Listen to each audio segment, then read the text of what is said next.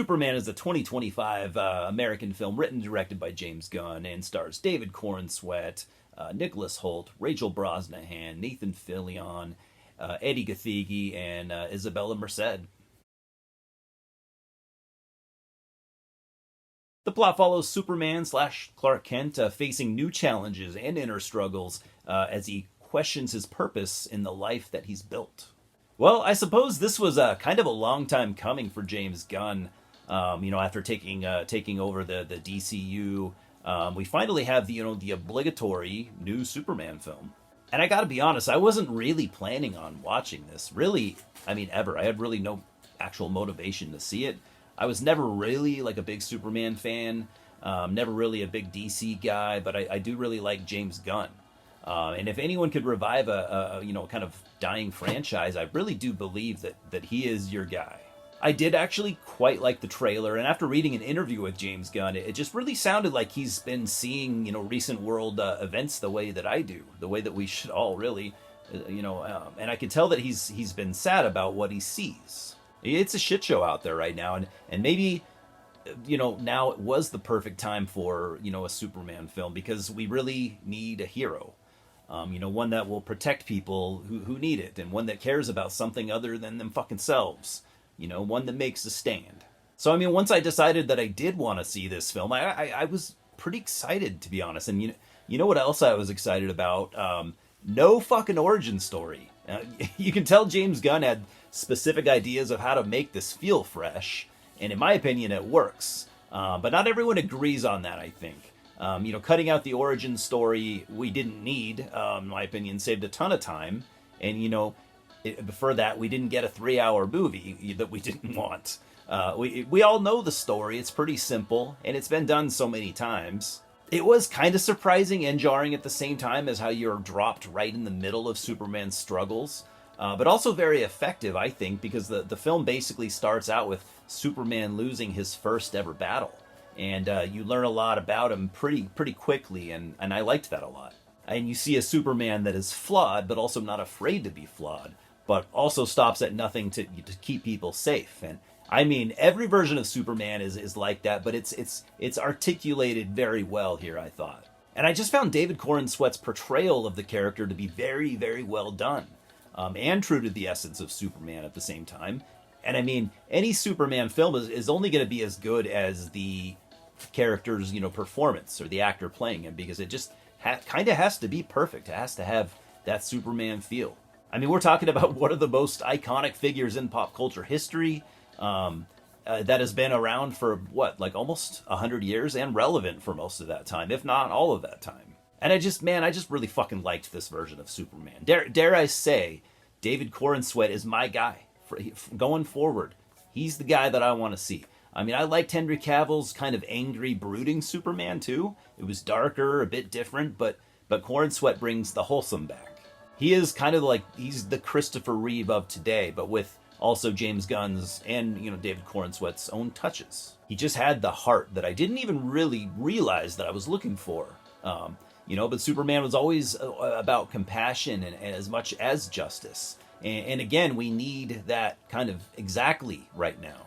Also, he's an animal guy, and that definitely won me over. You guys kind of know how I am about animals. He worries about his parents' cows. He saves a squirrel in a great scene, maybe my favorite scene of the film, and even a certain dog who is a pain in his ass. And James Gunn's tone here kind of straddles the line between silliness and darkness, which I thought worked pretty well.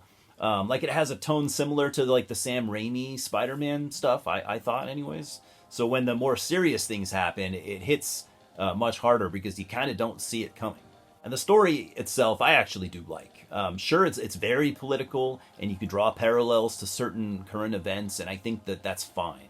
Art is a reflection of humanity, and again, James Gunn, I believe, was just writing what he felt at the moment, in my opinion. And a lot of people don't like this, which I sort of understand, but as I've said before, we are going to see more shit like this. We just are. And I also feel like the whole movie was kind of like a metaphor for we can overcome all of this, and we can do it the right way. This film, it doesn't just kind of drone on about what it's like to be an American and it's more what it's like to be a human.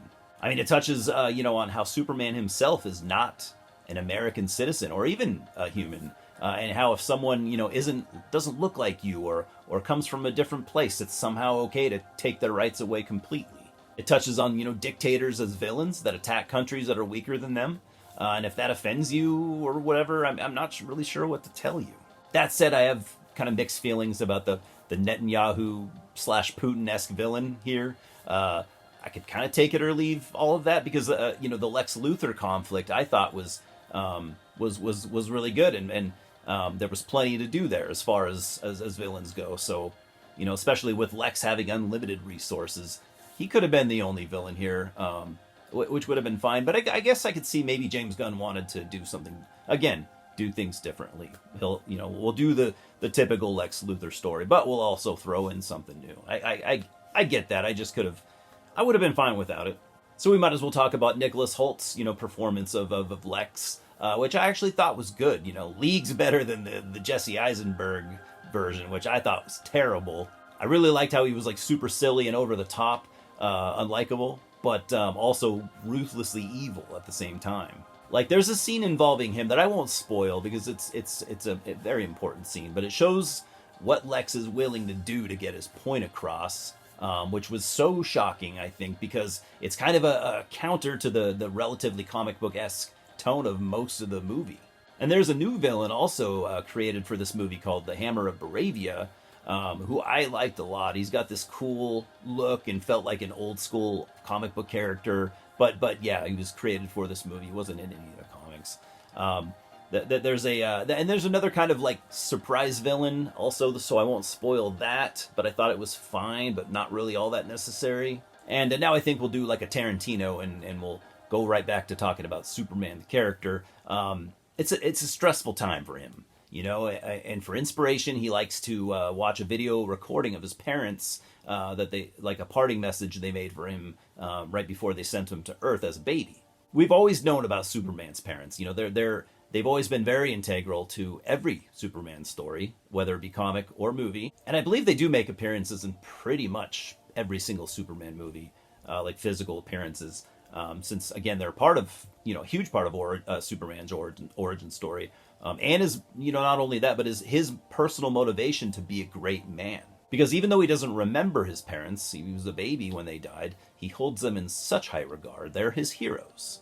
And so James Gunn took a huge risk here and took some liberties with the characters of Superman's parents. And although it's a new and fresh concept, I didn't really like it. I don't think anyone will, anyone that's like familiar with Superman's story, but it did set up an interesting kind of side story arc for him, I guess, which also involves his, adopted Earth parents, where James Gunn took yet some more liberties with.